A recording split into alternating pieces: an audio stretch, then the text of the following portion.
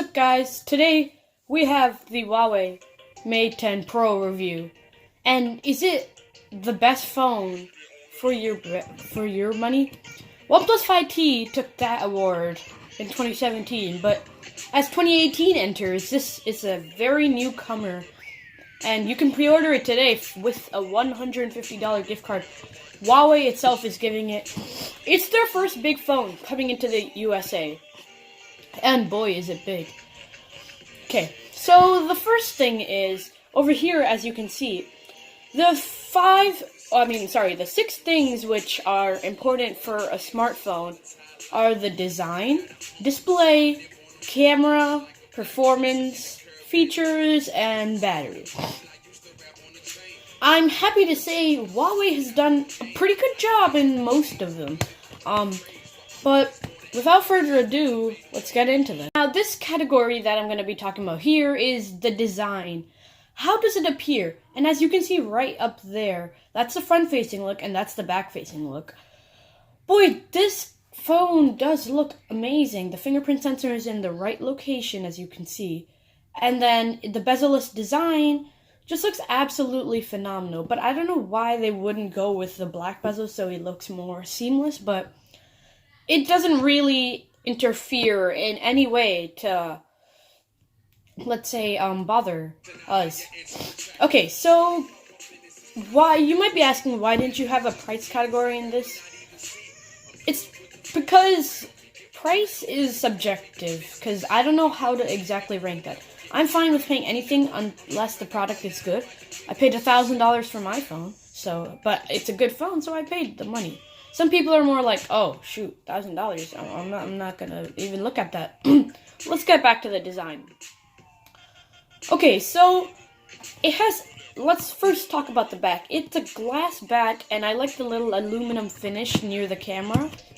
It looks really, really cool, and I like Huawei's take at the dual lens way. I loved Apple's way, I love Samsung's way, but this one and the LG V30, they're really shaping to be really, really good cameras. And the way they're designed looks pretty phenomenal. Flash, Leica, the word, text, and everything, perfect. And the fingerprint sensor right below the camera, where it's supposed to be. Huawei, amazing job on the design. On the front, it's still amazing. I don't know why Huawei would keep their brand logo on the bottom, though, but that might interfere. But it's still a bezel-less look, and the top is really, really minimal. You can only see 3 sensors. Well, actually 2 sensors. One of them's a front-facing camera, and another one's, I think, the proximity sensor. And the other one is a speaker grill for when you're talking to your friends. And all the volume rockers and everything are in the right place. It's just a good phone.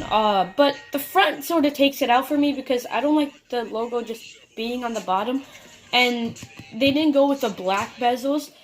I feel like that would be a little better because seamless integration, it feels like you have just an all-screen phone until you actually turn it on and everything. Hey, but still, it's really cool. But just for that, I have to take a point off of its score for the design. Huawei, you get a 9 out of 10 for your design. Congratulations, that's not a feat much smartphones achieve. Because I've seen way worse design phones, like aka the iPhone 8, I would give that a 6.5, a 7. But yeah, nice job, Huawei. You actually did a phenomenal job on this design. Okay, for this category, the display. How is the display on this Huawei Mate 10 Pro? Well, as you look at it, it's a really, really mind-turning blending display. It's really cool. It's Super AMOLED display, so OLED is superior on this device. And I think it's in the sweet spot for me, because I use a 6.3-inch Galaxy Note 8, pretty big, and I also use a 5.5-inch iPhone 8 Plus, both really big devices. This is a 6-inch phone, so somewhere in between the S8 and the S8 Plus, which is, I think, the sweet spot for most people, because the S8, it's a big display, I can tell you that, but the form factor is just a little compromising for a lot of people. Okay, but the aspect ratio is 18 to 9, so 2:1 for you math nerds like me. But one thing that sort of revolves me is the way Huawei implemented the bezel-less design into this. I don't know why they would put the logo on the bottom. It just feels so unappealing to me.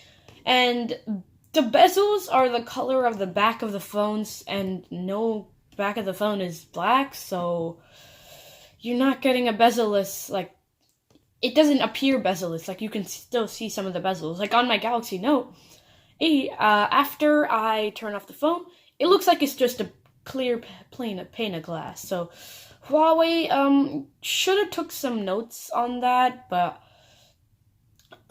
everything else is really cool. The colors are rich. Blacks are amazing because it's an OLED panel. So display category, I give it 8.5 out of 10. Once again, that's a pretty good feat. Only ones which would best that is probably the Note 8 and probably the iPhone 10, but Note 8 S8 would probably best that with a 10 out of 10. But yeah, good job, Huawei, in the display category.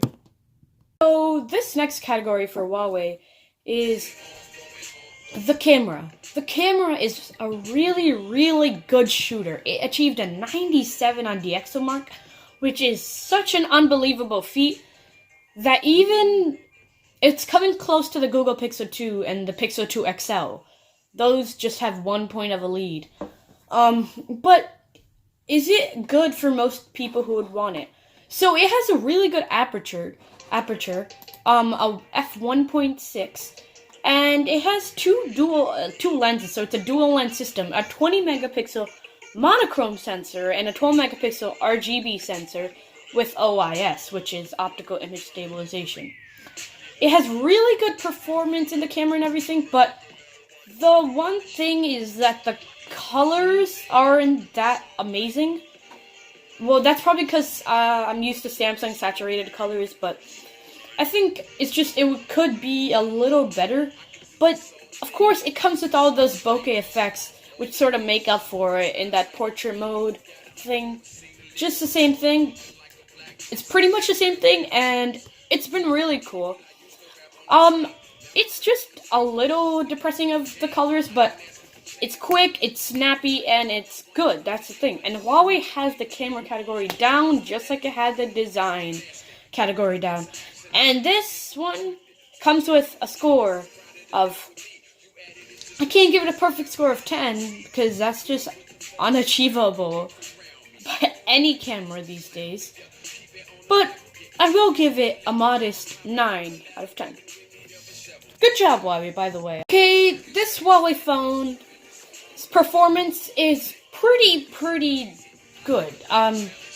But it's lacking in a lot of places, and I don't know when it's running to be a flagship phone. Huawei should have really worked on this. I know they're going, so this phone uses a Kirin 970 for its processor.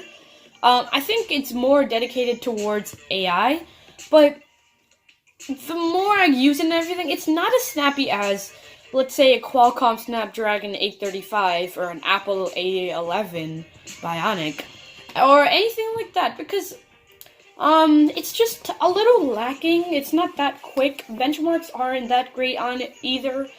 So performance not that great. A tip for you, Huawei, that's one of the categories that you're lacking a lot in. So I'd tell you to go and switch to one of the Snapdragon 800 series, because it doesn't have to be an 835. Even if it was an 821 or 820, I think that would still be better than the Kirin 970 that it runs on. And yeah, that's my category for this. But really, Huawei, you did a horrible job on this. So 7 out of 10 for you, and I'm sorry, but that's the only category which you're lacking in now. So play catch up on the next two. Okay, so how about the features? How about the extra things which make you revolve from this point to that point? Okay, one of the main features on this is the AI, as I talked about before. It's talking about AI photography, just like Bixby, if you've heard, on Samsung's. Really cool. And It's actually amazing. And one of the things which Huawei's doing here is pretty cool. Like no other smartphones going towards this thing. It's going towards lightning fast gigabit LTE speed. 2 times the speed of 4G LTE. Huawei Mate 10 Pro gives the ultimate gigabit LTE experience, which is a gigabit per second. That is surprisingly awesome. You can watch 4K footage on your data, and you'll be perfectly fine with this phone. That's one of the game-changing features, which is awesome. And guess what? It also has water resistance.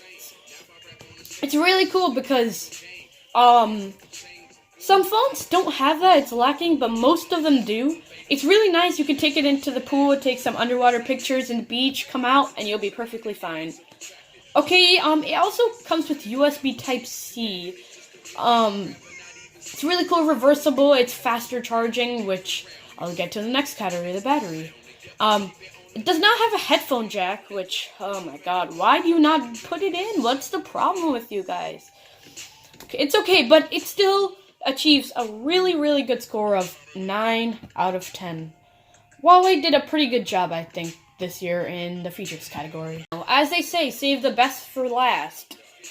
I think we did. The battery is absolutely phenomenal in this phone. 4,000 milliamp hours in a 6-inch display is completely nuts. And guess what? It has smart power management, just like all the other big phone manufacturers are doing.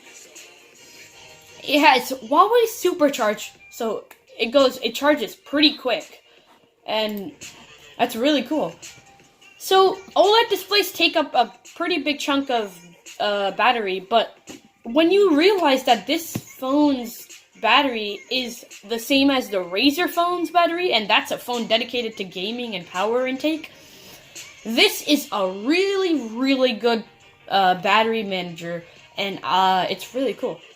And according to Huawei, its supercharged tech gives you a full day use in only 20 minutes of charge, which is really, really good. And just for that, Huawei, this battery category, you finish it off with a bang with a 10 out of 10. Okay, to wrap it up, you have all the scores right up there to check. It's all about preference, I think, when it comes down to smartphones. Some people don't care about the display but want the best camera because they're into photography, they just take a lot of pictures. But some people are really power users and want a bigger battery, which, by the way, this does get. But, let's wipe this off of the sheet and now bring up this. This is what makes a smartphone good, I'd say, in my scale. So, in the 24/7 tech scale, it's the total score is out of 60. But, I'd say anything 40 to 45 would be an okay to good smartphone. It's getting you the bare minimum, but, I mean, nothing much extra. It's just a normal phone. A 45 to 50, now that's, making it into a solid phone, but still not there yet. A 50 to 55, on the other hand, that's a flagship device. It's gonna be awesome, and it'll give you almost everything it'll give you probably everything that you need on your phone. But then a 55 to 60, which is the maximum, the 60, is just the top of the tier phones, which do everything almost right, lack in just a little bit. And I'm happy to say that the only 2 phones which master that category is the iPhone 10 and the Galaxy Note 8. iPhone 10, 56, and the Galaxy Note 8, 58. So, and the Note 8 only lacked in that one point in the battery and another one in the performance. iPhone, it was the design and the price sort of swayed me a little down. But this phone, it's still in that flagship tier, level 3, or you could call it. It achieves a score of 52.5, which is awesome. That's amazing. That score tells you that you will probably use this phone as you would with either an iPhone 10, a Galaxy Note 8. God, even the Pixel 2 XL received like a 53 on my scale. Not even a 53, I think lower than that. So, Huawei, you did a really good job on this phone. But the thing is, the practicality of this device, when you factor in the price, is a little unjustifying. It's $800. Of course, they're giving you 6 gigs of RAM, 128 gigs of storage, but $800 is a little out of our budget, you could say. And this they're not gonna give you a lot of deals, because this is a Chinese manufacturer. If it was an American manufacturer, like Amazon, Sam's Club, all those people would do it. So Huawei has to come into the American market and get in there, and they would get pretty good. I'd say they could master it, but $800 sort of isn't the best price. You could get a Galaxy Note 8 or an iPhone 10 for that price. So, yeah, but overall, Huawei, you did a good phone. If you don't care about the price and you want Huawei's manufacturing, camera, and everything, battery, yeah, go ahead. And if you enjoyed this review, because I spent a lot of time editing and doing stuff on it, just like it down below. It's just one click. It doesn't hurt your life. And another click would help my day, save my day. It's just subscribing, guys. It's not that bad. And I'll catch you in the next one. Peace.